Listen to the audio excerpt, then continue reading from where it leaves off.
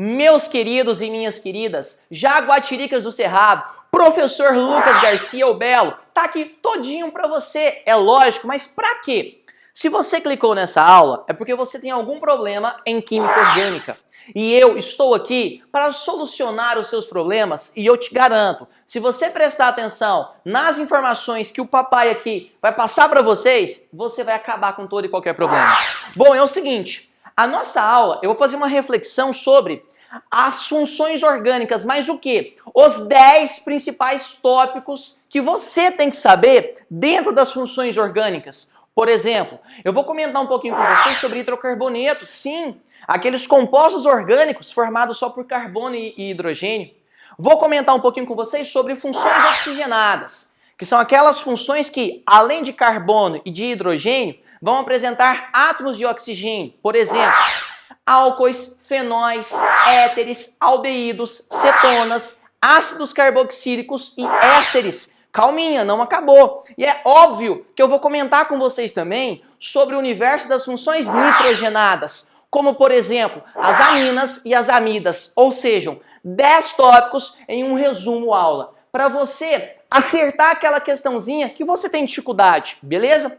Para tanto, eu só quero uma coisinha, assista essa aulinha até o final. Eu vou para o quadro agora, vou fazer uma descrição completa do que você tem que saber sobre química orgânica. Vem comigo! Fala galera, meus queridos e minhas queridas, leões e leoas da montanha. Galera, é o seguinte, ó, a química orgânica ela é um mar, ela é infinita, literalmente, visto que você tem mais de 82 milhões de substâncias catalogadas hoje pela IUPAC. Sendo assim, o que nós tentamos passar para vocês é aquilo de mais básico, são as informações mais importantes e mesmo assim é muita coisa. O objetivo desse pequeno resumo é eu conversar um pouquinho com vocês sobre cada função orgânica, ou pelo menos aquelas consideradas as mais importantes. Por exemplo, atenção, tudo se inicia com os famosíssimos hidrocarbonetos, que pelo menos no meu ponto de vista é a função mais importante que a gente tem. Porque é justamente a partir dos hidrocarbonetos que nós vamos derivar todas as outras funções orgânicas. Prestem atenção no nome, hidrocarbonetos. São compostos orgânicos formados somente por átomos de carbono e de hidrogênio. Contudo, os hidrocarbonetos eles podem ser subdivididos, cara, em 7 subclasses, em 7 classes. Temos hidrocarbonetos do tipo alcanos. O que é um alcano? Hidrocarboneto saturado, de cadeia fechada, beleza? Como, por exemplo, o gás natural, que é o metano, o propano, o butano, enfim. Temos os alcenos, hidrocarboneto de cadeia aberta, mas com insaturação do tipo dupla, ou seja, tem uma dupla ligação entre 2 carbonos. Temos os alcinos, hidrocarbonetos com insaturação do tipo tripla, tem uma ligação tripla entre 2 átomos de carbono a princípio. Temos também os alcadienos, que é isso? Hidrocarbonetos que apresentam 2 insaturações do tipo dupla entre carbonos. Temos hidrocarbonetos, pessoal, de cadeia fechada, são hidrocarbonetos cíclicos. Temos os ciclanos, conhecidos também como cicloalcanos, você tem ciclo saturado. Temos os ciclenos, ou cicloalcenos, você tem cadeias cíclicas insaturadas, com insaturações do tipo dupla. Temos, obviamente, os compostos aromáticos, né? Galera, se liga nessa informação. Normalmente, hidrocarboneto aromático é derivado do benzeno, naftaleno, antraceno, mas o principal é o benzeno, que é um anel planar formado por 6 átomos de carbono, 6 átomos de hidrogênio e com 3 ligações duplas alternadas. Os elétrons π, que compõem as ligações duplas, eles estão em constante movimentação. Essa movimentação, que é representada por um círculo, né, no anel aromático, nós chamamos de ressonância. Essa ressonância confere uma altíssima estabilidade aos hidrocarbonetos. Uma coisa muito importante é, como hidrocarbonetos são formados somente por átomos de carbono e de hidrogênio, se liga, são substâncias apolares, ou seja, insolúveis em água. Normalmente, hidrocarbonetos são menos densos do que a água. E como eles são substâncias apolares, a única interação possível entre as suas moléculas, ou seja, Interação intermolecular é a interação fraca do tipo dipolo induzido, também conhecida como dipolo instantâneo. Isso acarreta, por exemplo, baixos pontos de fusão e de ebulição desses compostos orgânicos. Olha a informação, a última. Vamos supor que estejamos a 1 atm de pressão e a 25 graus Celsius. Hidrocarbonetos de até 4 carbonos, eles são gases na temperatura ambiente. De 5 a 17 carbonos, eles são líquidos. E acima de 17 carbonos, eles serão sólidos. Beleza? Basicamente, esses são os hidrocarbonetos. Daqui a pouquinho a gente vai fazer um exercício, eu vou comentar um pouquinho mais sobre eles. Temos as funções oxigenadas. O que significa isso? No seu composto orgânico, além de carbono e de hidrogênio, vai ter quem? Vai ter oxigênio, cara. E a presença desse oxigênio é importantíssima. Não se esqueça que o oxigênio, ele é um halogênio, ou seja, falei errado, ele é um calcogênio, melhor dizendo. Ou seja, ele está no grupo 6A da tabela periódica. Ele tem 6 elétrons em sua valência, necessariamente fazem 2 ligações. Na classe, se o seu composto orgânico tem oxigênio, provavelmente ele é uma substância polar, ou seja, se dissolve na água. Mas isso depende também do tamanho da cadeia, beleza? Se ele é uma substância polar, ou ele vai apresentar interação do tipo ou dipolo, que é uma interação mediana, ou dipolo, ou ligação de hidrogênio, que é uma ligação forte. Fechou? Dentro da classe das funções oxigenadas, nós temos, por exemplo, 3 funções que vão se estruturar em torno da hidroxila, que é o famoso OH. Por exemplo, temos os álcoois. Álcool é quando você tem a hidroxila ligada a carbono saturado. O exemplo clássico de álcool é o etanol, conhecido como álcool etílico. Se essa hidroxila estiver ligada diretamente ao anel aromático, temos um fenol, né? O fenol mais comum é o hidroxibenzeno, que vai corresponder a uma outra função orgânica. Agora, se essa hidroxila estiver ligada diretamente a um carbono insaturado, temos um enol. Enóis, pessoal, são compostos orgânicos muito instáveis, correto? Eles custam a se formar.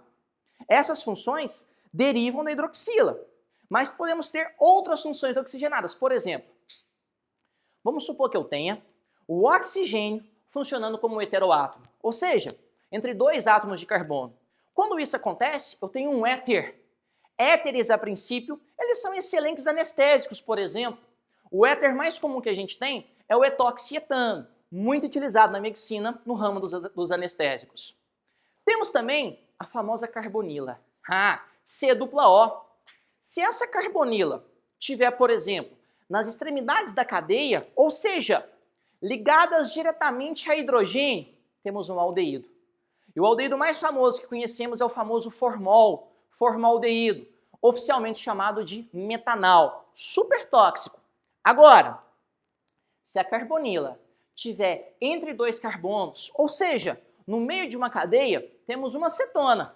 E a cetona mais famosa é a acetona, né? Conhecida também como propanona, que é um excelente solvente como um todo. As meninas, ou quem quer que seja, utiliza muito para tirar esmalte.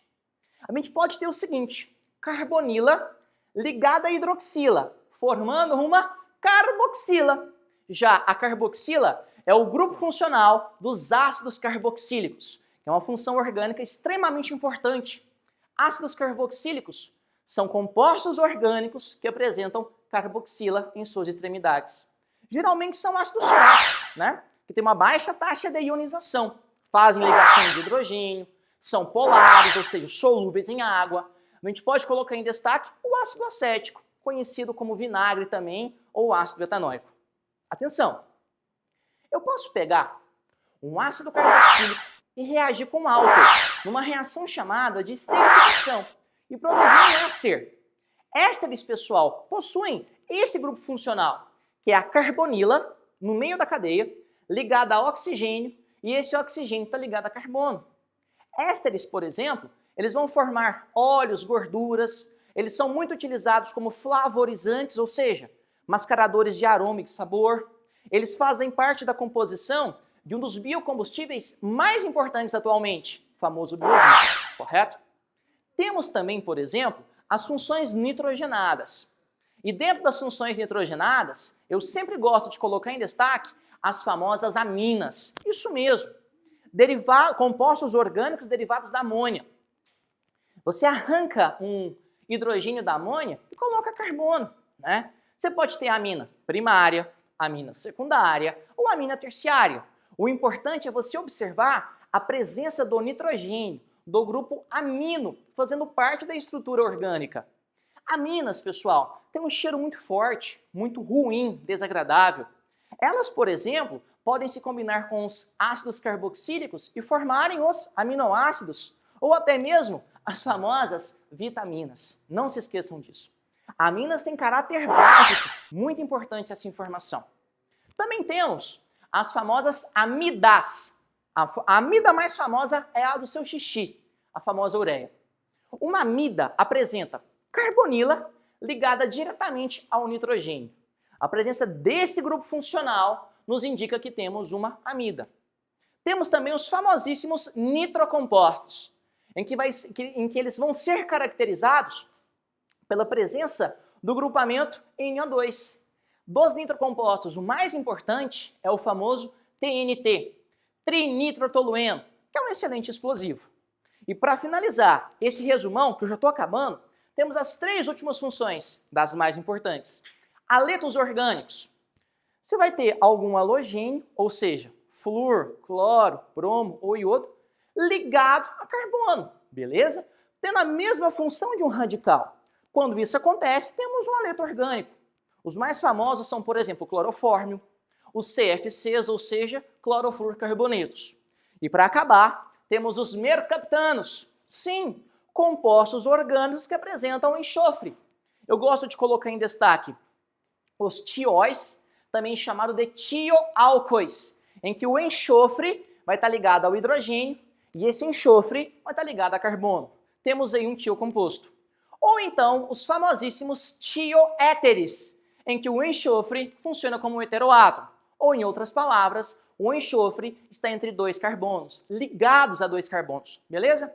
Galera, é só um resumão das principais funções orgânicas, correto? Agora, eu quero fazer um exercício com vocês em que eu vou tentar explorar o máximo possível de informações dentro de uma estrutura orgânica. Obrigado pela atenção e até já já. Galera, é o seguinte, essa questãozinha aqui, você vai me agradecer o resto da sua vida quando você for fazer aquela sua prova e você entender que naquela sua provinha a estrutura das questões é exatamente a mesma que eu trouxe aqui para vocês. O que vai mudar, às vezes, é a molécula em si, mas a análise vai ser basicamente a mesma. Quer ver? Olha o que está acontecendo. Olha, o pessoal aqui criou esse texto, não sei porquê, vamos ver se ele é verídico ou não. Certa manhã, o guerreiro espartano chamado Garcia o Belo, sou eu, adoçou o seu cafezinho com o famoso adoçante, o famoso aspartame. Analise a estrutura abaixo, no caso aqui ao lado, eu pedi pra gente sobrar um espaço. Galera, aqui eu tenho o meu aspartame, não é verdade? Eu tenho aqui, ó, a sua estrutura, eu tenho a fórmula de traço a princípio, eu tenho oxigênio, nitrogênio, tem um punhado de coisa. Vamos ver o que ele pede na letra A. Vou colocar aqui do lado, letra A. Vamos começar a resolução por essa alternativa. Qual é a fórmula molecular do aspartame? Galera, atenção! Na sua prova de química orgânica, vai ter questão em que o seu professorzinho, ele vai fazer o seguinte, pedir a fórmula molecular de uma dada substância. Essa questão é fácil, mas eu sempre digo que para você acertar, pay attention, tem que ter atenção. Não pode ter preguiça de contar as coisas. Quer ver? Vamos contar comigo aqui, ó. Aqui eu tenho um aspartame. Eu vou fazer uma bolinha onde tem carbono, beleza? Como contar carbono? Ó, 1, 2, 3, 4, 5, 6, 7, 8, 9, 10, 11, 12, 13, 14. Na minha molequinha de aspartame, eu tenho 14 carbono, ou seja, ó, C14. 14 ou 14, não é verdade? Agora vamos contar os nossos hidrogênios aqui, olha. Eu tenho, ó, cada tracinho vai representar um hidrogênio, combinado? Ó, 1, 2, 3, 4, 5, Lembrando que o carbono sempre faz 4 ligações. 5, 6, 7, 8, olha, 9, 10, 11, 12, 13, 14, 15, 16, 17, 18 hidrogênios, ou seja, C14, H18. Olha os oxigênios, logo de cara eu conto, olha, 1, 2, 3, 4, 5 oxigênios e 2 nitrogênios, olha, 1, 2, correto? Não posso colocar aqui, ó, C14, H18, N2, O5, ou poderia ser O5N2, também não tem problema.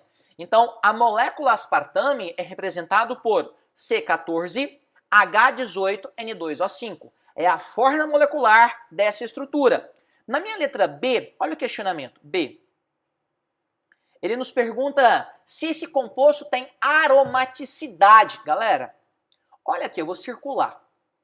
Olha o meu círculo maior aqui, ó. Essa aromaticidade faz referência à livre movimentação de elétrons π, ou em outras palavras, geralmente são substâncias à base de benzeno. Não se esqueçam, pessoal, ó, que essas ligações duplas aqui, ó, elas estão em constante movimentação.